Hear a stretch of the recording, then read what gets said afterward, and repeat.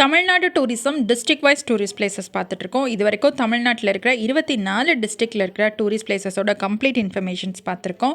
இன்றைக்கி 25ஆவதாக ஈரோடு டிஸ்ட்ரிக்டில் இருக்கிற டூரிஸ்ட் பிளேசஸ் பார்க்க போகிறோம்.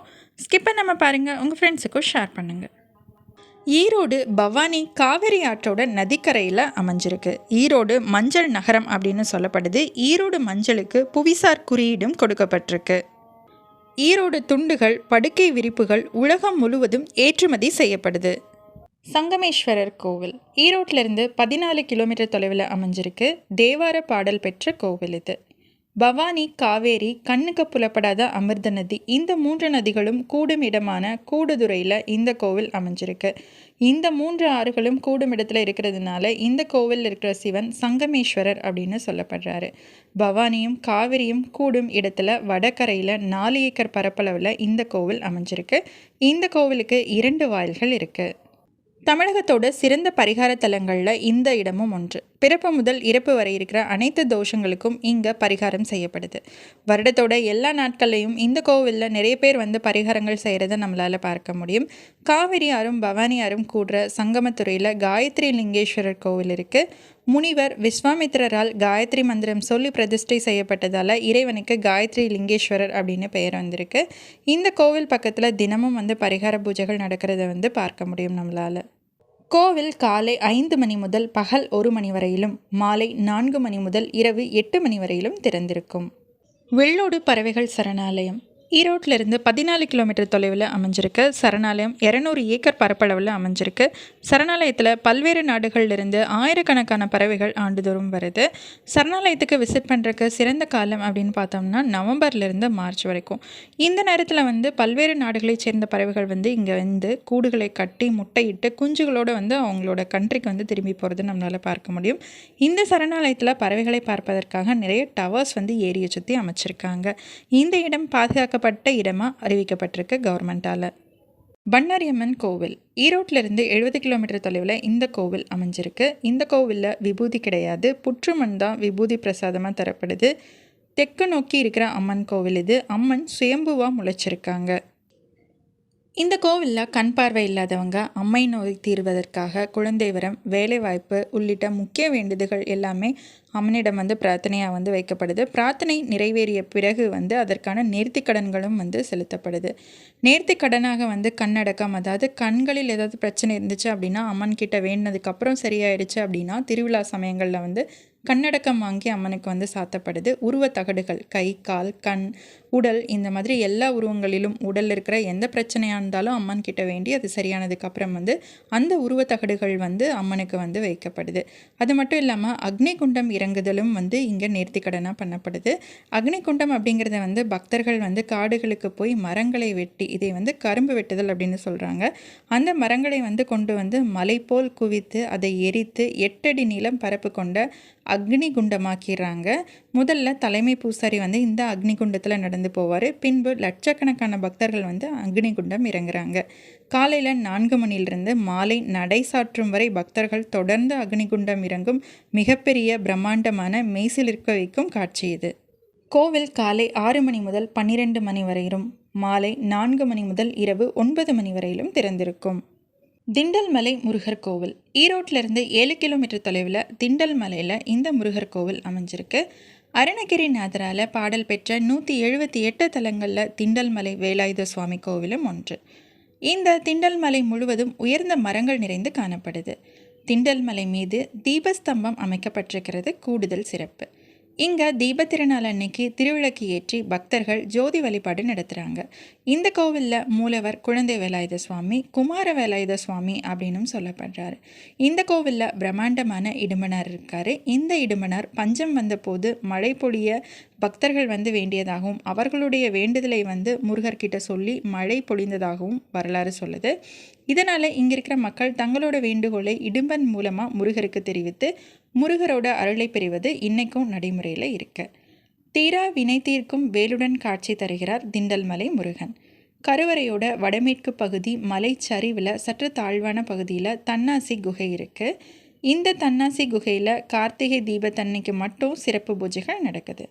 இந்த கோவிலில் 2 எலுமிச்சம்பழங்களை வச்சு பக்தர்கள் பூஜை பண்ணுறாங்க. அதில் ஒன்று வீட்டுக்கு எடுத்துகிட்டு போய் அதை நறுக்கி வீட்டோட 4 பக்கங்களையும் வீசுகிறாங்க. இந்த மாதிரி பண்ணுறதுனால துஷ்டர்களும் எதிரிகளால் வர பாதிப்பும் நீங்கும் அப்படிங்கிறது நம்பிக்கை. பவானி சாகர் டேம் ஈரோட்டிலிருந்து 75 கிலோமீட்டர் தொலைவில் இந்த டேம் அமைஞ்சிருக்கு. கோயம்புத்தூர் மாவட்டத்தோட மேட்டுப்பாளையம் சிறுமுகை வழியாக வர்ற பவானி ஆற்றோட நீலகிரி மாவட்டத்தில் உற்பத்தி ஆகிற மோயாறு கலக்கிற இடத்துல கீழ் பவானி திட்டம் மூலமாக அணை கட்டப்பட்டிருக்கு. இந்த அணைக்கு பவானி சாகர் அப்படின்னு பெயர் வைக்கப்பட்டிருக்கு. 1956 கட்டி முடிக்கப்பட்டிருக்கு. இது ஒரு மண் அணை. டேமுக்கு முன்னாடி பிரம்மாண்டமான பார்க் இருக்குது, சில்ட்ரன்ஸ் பார்க் இருக்குது, போட்டிங் ஃபெசிலிட்டிஸும் இருக்குது. சென்னிமலை முருகர் கோவில் ஈரோட்டிலிருந்து 30 கிலோமீட்டர் தொலைவில் இந்த கோவில் அமைஞ்சிருக்கு.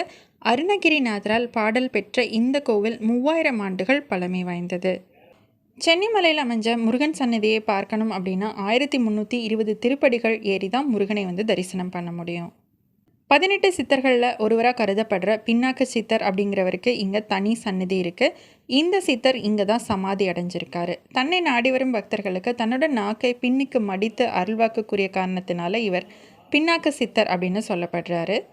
இவரை போலவே சத்தியஞானியை குருவாக கொண்ட சரவண முனிவர் அப்படிங்கிறவர் சிரகிரி வரலாற்றை எழுதினார். அப்போது அவருக்கு முருகப்பெருமான் காட்சி அளித்ததாக சொல்லப்படுது.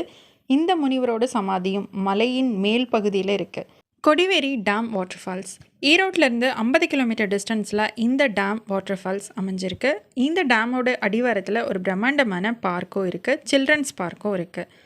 கொங்கல்வன் வேட்டுவ கவுண்ட மன்னர் அவர்களால் 1125 இந்த அணை கட்டப்பட்டிருக்கு. அணையோட மறுக்கரையிலிருந்து ஓடுற சின்ன ஆற்று நீரால் உருவாக்கப்பட்ட சின்ன வாட்டர் ஃபால்ஸ் இருக்குது. இந்த வாட்டர் ஃபால்ஸ் ரொம்ப கனமாக கீழே விழாதனால இந்த தண்ணியில் குளிக்கிறது ரொம்பவே சேஃபானது. குழந்தைகளும் இந்த வாட்டர் ஃபால்ஸில் குளிக்கலாம். இந்த இடத்துல ஸ்விம்மிங் பண்ணுறதும் சேஃபானது.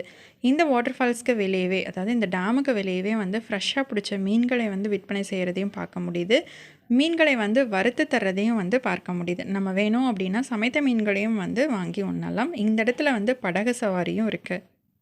பாரியூர் கொண்டத்து காளியம்மன் கோவில் ஈரோட்டிலேருந்து 30 கிலோமீட்டர் தொலைவில் இந்த கோவில் அமைஞ்சிருக்கு. இந்த கோவிலில் அம்மன் ருத்ர கோலத்தில் அருள் பாலிக்கிறாங்க. இந்த கோவிலில் அக்னிகுண்டம் இறங்குறது சிறப்பானது. இந்த அக்னிகுண்டத்தோட நீளம் 40 அடி. கோவில் காலை 6 மணி முதல் 11 மணி வரையிலும், மாலை 4 மணி முதல் இரவு 8 மணி வரையிலும் திறந்திருக்கும். 1500 ஆண்டுகள் பழமையான கோவில் இது. அம்பாளுக்கு கீழே இருக்கிற பீடம் 7 பீடமாக அமைஞ்சிருக்கு. இந்த கோவிலில் பக்தர்கள் நேர்த்தி கடனாக அக்னிகுண்டம் இறங்குறது, அம்மனுக்கு புடவை சாத்துறது, அம்மனுக்கு விளக்கு போடுறது, இது எல்லாமே முக்கிய நேர்த்தி கடனாக இருக்குது. லட்சார்ஜனை, 1008 சங்காபிஷேகம், பச்சை மாவு அலங்காரம், சந்தனக்காப்பு அலங்காரம், இது எல்லாமே அம்மனுக்கு பண்ணலாம். அம்மனை ஊஞ்சலில் அமர வச்சு பாடல்கள் இசைத்து ஊஞ்சலாட்டலாம். இது தவிர அபிஷேக ஆராதனைகள் அம்மனுக்கு நடத்தலாம். இந்த கோவிலில் வாக்கு கேட்டல் அப்படிங்கிறது ஒரு முக்கிய நிகழ்வாக இருக்குது. அம்மனோட வலது கையில் ராம் வாக்கு இருக்குது, இடது கையில் உத்தர வாக்கு இருக்குது. அம்பாள் கிட்ட தங்களோட பிரச்சனைகளுக்கு உத்தரவு கேட்பவர்கள் வலது கை வாக்கு கிடைச்சா காரியத்தை தொடர்றாங்க, இடது கை வாக்கு கிடைச்சா காரியத்தை நிறுத்திடுறாங்க. வியாதிகள் குணமாவதற்கு இடது கை உத்தரவு பெருசாக வேண்டப்படுது. இந்த கோவிலில் பிரம்மாண்டமான முனியப்ப சுவாமி இருக்கார். முனியப்ப சுவாமி மிகவும் சக்தி வாய்ந்தவர். புத்திர பாக்கியம் வேண்டுபவர்கள் அம்மன் கிட்ட பூ வைத்து வாக்கு கேட்டுட்டு முனியப்ப சுவாமிக்கு செவ்வாய்க்கிழமை 12 குடம் தண்ணீர் ஊற்றி வந்தால் குழந்தை பாக்கியம் கிடைக்கிது. கவர்மெண்ட் மியூசியம் ஈரோட்டிலேருந்து 1 கிலோமீட்டர் தொலைவில் அமைஞ்சிருக்கு. கலை, தொல்லியல், மானுடவியல், நுண்ணுயிரியல், கைத்தறியியல், தாவரவியல், விலங்கியல், புவி அமைப்பியல், இந்த 9 வகைகளில் அடங்குகிற அரிய பொருட்களோட தொகுப்பை இங்கே வச்சுருக்காங்க. கொங்கு மண்டல சோழ பேரரசை சார்ந்த கல்வெட்டுக்களும் இங்கே வச்சுருக்காங்க. தஞ்சாவூர் ஓவியங்கள், பனையோலை கையெழுத்து பிரதி, நாணயங்கள், கல்வெட்டுக்கள், இந்த தொகுப்புகளையும் நம்மளால் இங்கே பார்க்க முடியும். கொடுமணல் தொல் பொருளியல் மற்றும் அகழ்வாராய்ச்சிகளிலிருந்து பெறப்பட்ட முந்தைய வரலாற்று உருவங்களும் பழங்கால பழக்க வழக்கங்களும் இங்கு காட்சிப்படுத்தப்பட்டிருக்கு. விஓசி பார்க் ஈரோட்டிலேருந்து 1 கிலோமீட்டர் தொலைவில் விஓசி பார்க் அமைஞ்சிருக்கு. இந்த விஓசி பார்க் வளாகத்தில் தான் கவர்மெண்ட் மியூசியம் அமைஞ்சிருக்கு. நாட்டாற்றீஸ்வரர் கோவில் மற்றும் தீவு இது 10ஆம் நூற்றாண்டில் சோழ மன்னர்களால் கட்டப்பட்ட அகத்தீஸ்வரர் கோவில். கோவிலில் அமைஞ்சிருக்கிற அத்திமரம் 3000 ஆண்டுகள் பழமையானது. காவிரி ஆற்றுக்கு நடுவே இந்த கோவில் அமைஞ்சிருக்கு. காளிங்கராயன் அணைக்கட்டு ஈரோட்டிலேருந்து 10 கிலோமீட்டர் தொலைவில் அமைஞ்சிருக்கு. காளிங்கராயன் அப்படிங்கிற தலைவனால் 13ஆம் நூற்றாண்டில் இந்த அணைக்கட்டு கட்டப்பட்டிருக்கு. அந்தியூர் லேக் வாட்டர் ஃபால்ஸ் ஈரோட்டிலிருந்து 35 கிலோமீட்டர் தொலைவில் அமைஞ்சிருக்கிற அழகான வாட்டர் ஃபால்ஸ் இது.